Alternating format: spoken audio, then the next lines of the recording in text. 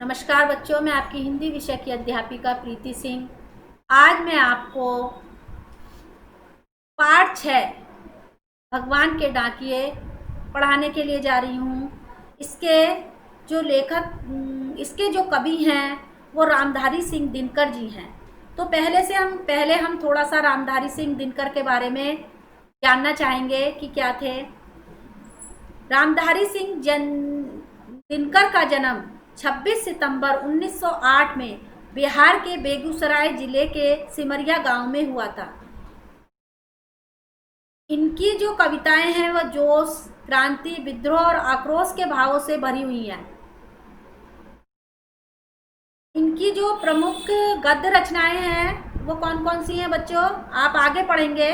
रेती के फूल, अर्धनारेश्वर, ये सब उनकी गद्य की रचनाएं हैं। और इनकी जो काव्य रचनाएं यानी पद्य की रचना है वो कौन कौन सी है। रेणुका है, हुंकार है, कुरुक्षेत्र है, रसवती है, परशुराम है। ये सब जो है इनकी कविता है प्रमुख, जो इसमें इनकी जो है ये कविता है। और इनका जो देहांत था बच्चों वो हुआ था 19 मई सन 1974 को इनकी मृत्यु हो गई थी। किनकी? रामधारी सिंह दिनकर की। इनके बारे में हमने पढ़ा। अब हम पाठ के बारे में देखेंगे कि इस पाठ के बारे में क्या बताया गया है। भगवान के डाकिए, भगवान के डाकिए यानी भगवान के डाकिए कौन है, तो इस पाठ में ये बताया जा रहा है।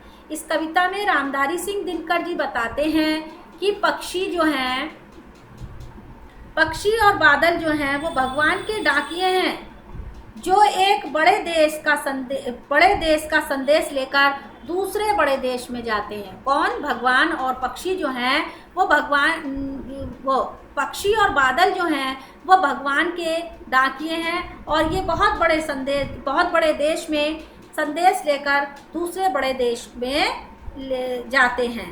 उनके लाए हुए पत्र हम नहीं समझ पाते। जो पक्षी और बादल हैं जो संदेश लाते हैं उसे हम नहीं पढ़ पाते, मगर क्या करते हैं, पढ़ नहीं पाते हैं, उनके संदेश को हम समझ नहीं पाते हैं। लेकिन जो वो संदेश लाते हैं वो पेड़ पौधे, जल और पहाड़ पढ़ लेते हैं।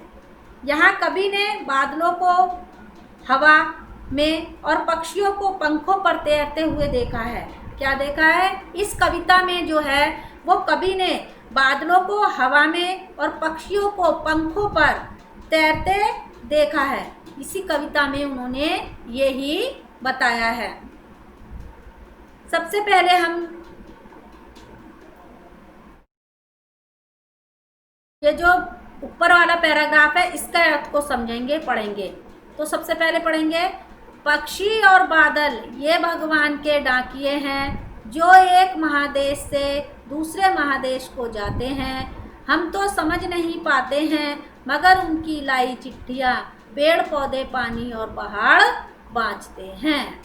पक्षी भी पता है बच्चों, पक्षी आपको, बादल भी पता है, भगवान भी पता है और डाकिए भी पता है। महादेश होता है, महादेश माने होता है बच्चों एक विशाल देश, बड़ा देश। तो पक्षी और बादल जो है बच्चों इसमें बताया है, पक्षी और बादल जो हैं भगवान का संदेश जो है वो हम तक पहुंचाते हैं। हम तक जो है भगवान का संदेश पक्षी और बादल जो हैं वो पहुंचाते हैं।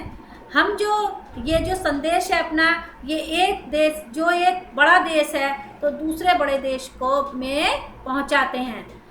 ये हम तो लिखा है, हम तो समझ नहीं पाते, मगर इनकी लाई चिट्ठियाँ पेड़ पौधे, पानी और पहाड़ बाँचते हैं। बाँचने मतलब होता है बच्चों, बाँचने मतलब होते हैं पढ़ते हैं। बाँचना माने पढ़ना। तो उन्होंने कहा है कि हम जो है उनकी लाई हुई जो चिट्ठियां हैं, किनकी? पक्षी और बादल की जो लाई हुई चिट्ठियां हैं वो हम तो समझ नहीं पाते हैं, मगर जो उनकी लाई हुई चिट्ठियां हैं वो कौन कौन? पेड़ पौधे, पानी और पहाड़ उनकी चिट्ठियां पढ़ते हैं। बाँचना माने होता है पढ़ते हैं। तो पहले पैराग्राफ में बताया है, पक्षी और बादल जो भगवान के डाकिए हैं वो एक बड़े देश से दूसरे बड़े देश में जाते हैं।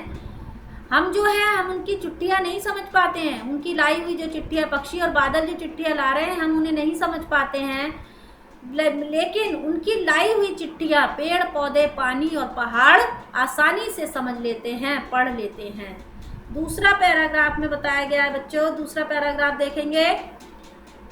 हम तो केवल यह आंकते हैं कि एक देश की धरती दूसरे देश को सुगंध भेजती है और वह सौरभ हवा में तैरते हुए। हम तो केवल यह आंकते हैं कि एक देश की धरती दूसरे देश को सुगंध भेजती है और वह सौरभ हवा में तैरते हुए पक्षी के पंखों पर तिरता है और एक देश का भाप दूसरे देश में पानी बनकर गिरता है। क्या बताया है बच्चों इसमें? आंकता माने, आंकते माने होता है अनुमान लगाते हैं।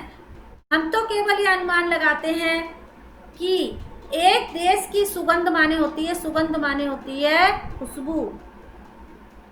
हम तो केवल यही अनुमान लगाते हैं कि जो एक देश की धरती है, कभी कहता है कि हम पक्षी और बादल के संदेश को भले ही नहीं पढ़ पाते हैं, लेकिन हम उससे ये अनुमान लगाते हैं। क्या अनुमान लगाते हैं बच्चों? कि एक देश की धरती जो है, एक देश की जो धरती है वो दूसरे देश में अपनी सुगंध यानी खुशबू भेजती है और वह सौरभ हवा में तैरते हुए, सौरभ माने होती है बच्चों, सौरभ माने होती है सुगंध। क्या होती है बच्चों? सौरभ माने भी खुशबू या सुगंध होती है। और वह जो खुशबू है वो हवा में तैरती हुई पक्षियों के पांखों, मतलब पांखों माने होता है बच्चों पंखों पर गिरती है। और जो एक देश का भाप, जो एक देश का पानी है वो जो एक देश की भाप है वो दूसरे देश में पानी बनकर गिरती है। भाप का क्या बन जाता है बच्चों? आपने देखा होगा, भाप भी एक तरीके का पानी होती है। तो उसमें क्या कहा है उन्होंने कि एक देश की भाप जो है वो दूसरे देश में पानी बनकर गिरती है। इसका मतलब यह है कि एक देश की धरती दूसरे देश के लोगों को प्रेम प्यार का संदेश भेजती है। तो इसमें दूसरे पैराग्राफ में बताया है, जो पक्षी और बादल का, कवि कहता है कि पक्षी और बादल का जो संदेश है, संदेश भले ही हम नहीं पढ़ पाते हैं, लेकिन हम इतना अनुमान जरूर लगाते हैं कि एक देश की धरती जो है वो दूसरे देश को, अपने देश की जो है दूसरे देश को अपनी सुगंध भेजती है। और ये जो सुगंध है, जो ये खुशबू है, वो हवा में तैरती हुई पक्षियों के पंखों पर गिरती है। तिरता माने होती है बच्चों गिरता, गिरती है। और जो एक देश की भाप है, जो हमारे देश की भाप, एक देश की भाप है और जो दूसरे देश में जो क्या करती है, पानी बनकर गिरती है। तो एक देश की भाप और एक देश की सुगंध दूसरे देश की सुगंध में हवा सुगंध फैलाती है, और एक देश की जो भाप है वो दूसरे देश में पानी बनने से का मतलब है कि मतलब एक देश की धरती दूसरे देश के लोगों को प्रेम और प्यार का संदेश भेजती है। तो बच्चों, हमने इस कविता का भावार्थ इस प्रकार से पढ़ा है और अब हम देखेंगे कि हमें इस कविता से क्या संदेश मिलता है। हमें इस कविता से संदेश मिलता है बच्चों कि हम सभी लोग समान हैं और सभी के साथ हमें प्रेम का व्यवहार करना चाहिए, हमें आपस में भेदभाव नहीं रखना चाहिए। जब पक्षी और बादल भी किसी तरीके का भेदभाव नहीं कर रहे हैं तो हमें भी किसी प्रकार का भेदभाव नहीं करना चाहिए। तो इस कविता में ये बताया गया है। तो सभी बच्चे इस कविता के भावार्थ को अच्छी तरीके से समझेंगे। धन्यवाद।